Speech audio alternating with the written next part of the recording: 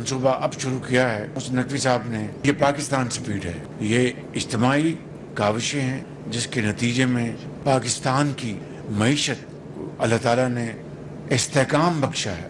اب ہم انشاءاللہ ترقی اور خوشحالی کے سفر پر ہم چل پڑے۔ اجتماعی کاوشوں کی بدولت اب ہم ترقی اور خوشحالی کے سفر پر چل پڑے ہیں۔ وزیر اعظم شہباز شریف کا اسلام آباد میں انڈر پاس کا سنگ بنیاد رکھنے کی تقریب سے خطاب، کہا کہ بلوچستان کا خونی ٹریک 2000 جانے نگل چکا، اسے ہائی وے بنایا جائے گا۔ بلوچستان میں سڑکوں کے منصوبے کی مخالفت کرنے والے تنگ نظر ہیں۔ کراچی قلات خوزدار اور کوئٹہ شاہراہ منصوبہ اعلیٰ معیار کے مطابق مکمل کریں گے۔ 2 سال میں 300 ارب سے زائد کے تخمینے سے شاہراہ تعمیر ہوگی، اس کی کوالٹی موٹر وے جیسی ہوگی۔ NFC میں بھی بلوچستان کا کوٹا ڈبل کر دیا گیا ہے۔ تمام صوبوں کو ساتھ لے کر چلنا حکومت اور مسلح افواج کا ویژن ہے۔ ٹیم ورک سے ملک کی معیشت مستحکم ہو گئی ہے۔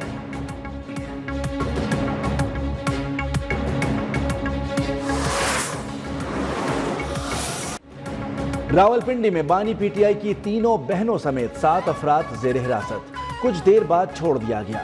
پولیس تحویل سے رہا ہونے کے بعد پی ٹی آئی رہنماؤں نے خوشگوار موڈ میں مقامی ہوٹل میں کھانا کھایا۔ بانی پی ٹی آئی کی بہنیں بھی کھانے میں شریک ہوئیں۔ میڈیا سے گفتگو میں سلمان اکرم راجہ کا کہنا تھا کہ بانی سے ملاقات کے لیے عدالتی احکامات کو مسلسل نظر انداز کیا جا رہا ہے۔ کل عدالت میں توہین عدالت کی مزید درخواستیں دائر کریں گے۔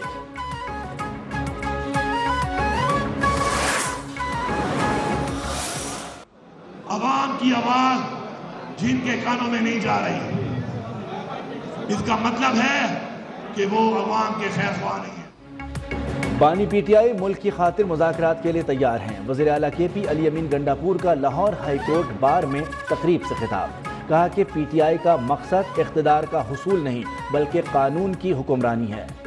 ملک کو ڈنڈے کے زور پر نہیں چلایا جا سکتا، انہیں الیکٹڈ نہیں سلیکٹڈ لوگ چاہیے۔ بھٹو کو ایوارڈ دیا گیا، قوم پوچھتی ہے پھانسی دینے والوں کو کیا سزا ملی؟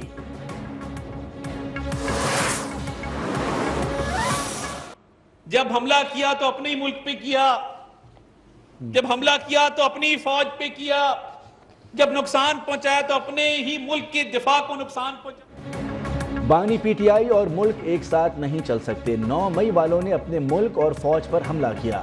وزیر اطلاعات عطا تارڑ کا تقریب سے خطاب، کہا پی ٹی آئی والے ذہنی اور جسمانی غلام ہیں۔ دہشت گردی کے خلاف بات کرنے سے علی امین گنڈاپور کی ٹانگیں کانپتی ہیں۔ ہم سیاست کی خدمت جاری رکھیں گے اور کالعدم ٹی ٹی پی کو ختم کر کے دم لیں گے۔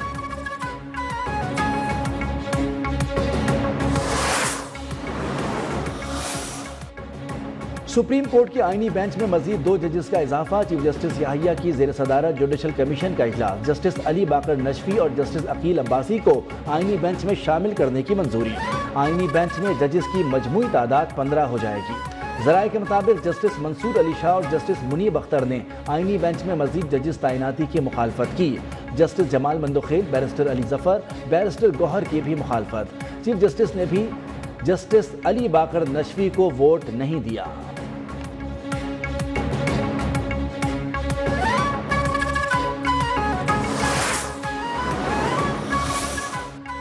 ملک کے کرنٹ اکاؤنٹ کے سرپلس میں تاریخ میں پہلی بار $1 ارب سے زائد کا اضافہ۔ ترسیلات زر میں اضافے سے مارچ کا کرنٹ اکاؤنٹ سرپلس $1 ارب 19 کروڑ تک پہنچ گیا۔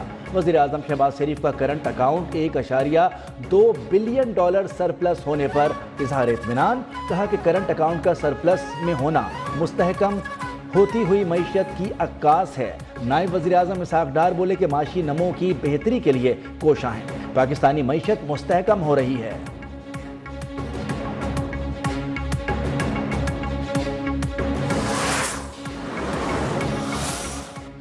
پہلے ڈیفالٹ کی باتیں ہو رہی تھیں، آج ترقی مہنگائی میں کمی کی بات ہو رہی ہے۔ وزیر اعلیٰ پنجاب مریم نواز کا لاہور میں پنجابی کلچر ڈے کی تقریب سے خطاب، کہا کہ آج عوام کا احساس کرنے والی محب وطن قیادت موجود ہے۔ عوام کی مشکلات کا سوچ کر رات کو نیند نہیں آتی۔ میری ذمہ داری ہے کہ پنجاب کے 15 کروڑ عوام کی روزی روٹی کا خیال رکھوں، اسی لیے کوشش ہوتی ہے کہ روٹی کی قیمت نہ بڑھے۔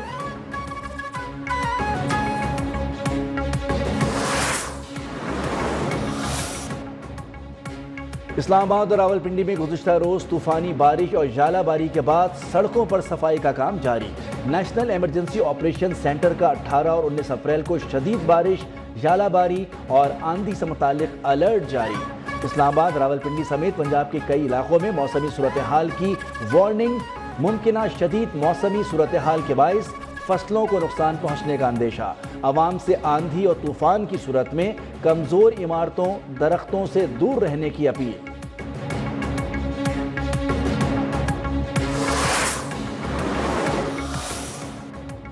عمرکوٹ میں قومی اسمبلی کی نشست این 213 میں ضمنی الیکشن، ووٹوں کی گنتی جاری۔ پیپلز پارٹی کی صبا تالپور کو سندھ بچاؤ تحریک کے لال چند ماہی پر واضح برتری حاصل۔ نشست پیپلز پارٹی کے نواب یوسف تالپور کے انتقال پر خالی ہوئی تھی۔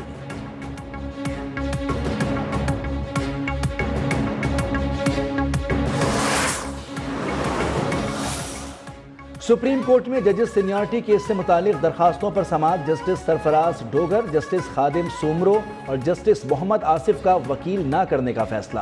تینوں کا پیغام ہے انہیں آئینی بینچ کا فیصلہ قبول ہوگا۔ اٹارنی جنرل کا موقف، خیبر پختونخوا حکومت کا اسلام آباد ہائی کورٹ کے 5 ججز کے موقف کے دفاع کا فیصلہ۔ یہ کیس کی مزید سماعت 22 اپریل تک ملتوی کر دی گئی۔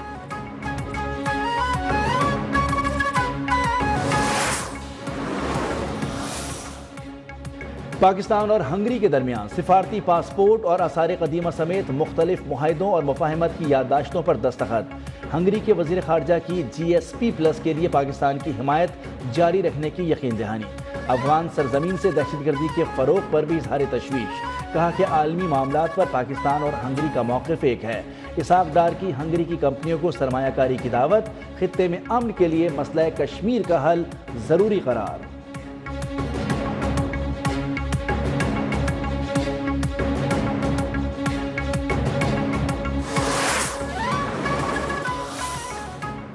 ڈھاکہ میں 15 سال بعد خارجہ سیکریٹری سطح کا چھٹا مشاورتی دور۔ پاکستان کی جانب سے سیکریٹری خارجہ آمنہ بلوچ نے وفد کی قیادت کی۔ ملاقات میں پاکستان بنگلہ دیش کے 2 طرفہ تعلقات پر بات چیت ہوئی۔ سیاسی، اقتصادی، تجارتی، زراعت، ماحولیات، تعلیم میں تعاون پر بھی گفتگو۔ ترجمان دفتر خارجہ کے مطابق دونوں ممالک میں تجارتی اور اقتصادی تعلقات پر تبادلہ خیال بھی ہوا۔ نائب وزیر اعظم اسحاق ڈار کا اپریل کے آخری ہفتے میں دورہ بنگلہ دیش متوقع۔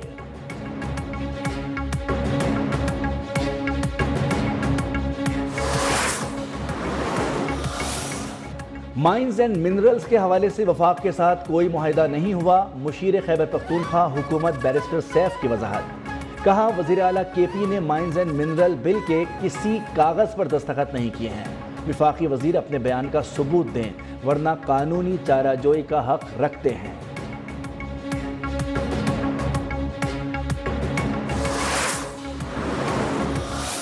تیل کی قیمتیں دنیا میں کم ہوئی ہیں۔ یہ 2 دفعہ ہے کہ حکومت نے پاکستان میں پیٹرول اور ڈیزل کی قیمت کم نہیں کی۔ خام تیل کی قیمتوں کے ثمرات عوام تک نہ پہنچانا غیر آئینی ہے۔ اس حوالے سے فیصلہ کرنے کا حق صرف پارلیمنٹ کو ہے۔ شاہد خاقان عباسی نے وزیر اعظم شہباز شریف کے فیصلے پر سوالات اٹھا دیے۔ کہا گندم کی سپورٹ پرائس 4000 روپے کرنے کا وعدہ کیا گیا لیکن اس پر عمل درآمد نہیں ہو رہا۔ روٹی کے ریٹ میں کمی کا بوجھ کسان برداشت نہیں کر سکتا۔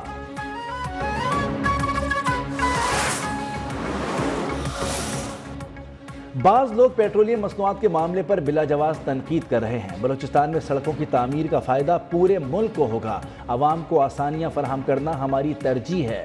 وفاقی وزیر مصدق ملک کی پریس کانفرنس۔ بولے سڑکیں بننے سے روزگار کے مواقع پیدا ہوں گے، مقامی آبادی خوشحال ہوگی اور معیار زندگی بلند ہوگا۔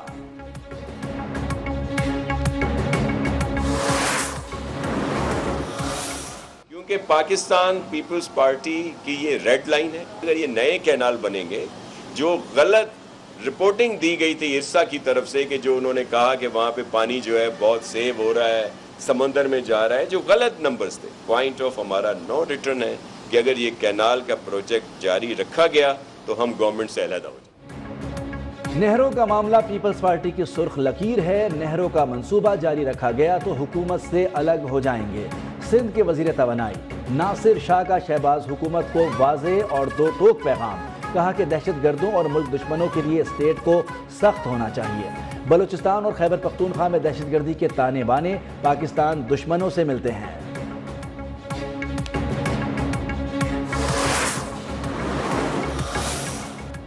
माइनिंग मिनरल्स बिल असेंबली में आया तो जायजा लेंगे, एमपीएम सिंध के पानी पर कोई समझौता नहीं करेगी। सिंध असेंबली में अपोजिशन लीडर अली खुर्शीदी ने वाज़ेह कर दिया, कहा कि पीपल्स पार्टी 17 साल से इक़्तिदार में है लेकिन सिंध के अवाम को बुनियादी सहूलियात मैसर नहीं।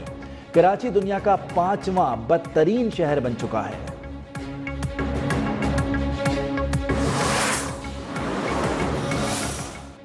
फौजी अदालतों में सिविलियन ट्रायल के खिलाफ इंट्रा कोर्ट अपीलों पर समाअत। वजारत दिफा के वकील ख्वाजा हारिस के जवाब दलाइल, कहा कि मिलिट्री कोर्ट्स कानून के तहत वजूद में आई हैं। सुप्रीम कोर्ट करार दे चुकी है कि सिविलियन का फौजी ट्रायल हो सकता है। जस्टिस जमाल मंदोखेल बोले, क्या फौजी अदालतों को अदालतें कहा जा सकता है? अगर हाँ तो दोबारा आर्टिकल 175 पढ़ें।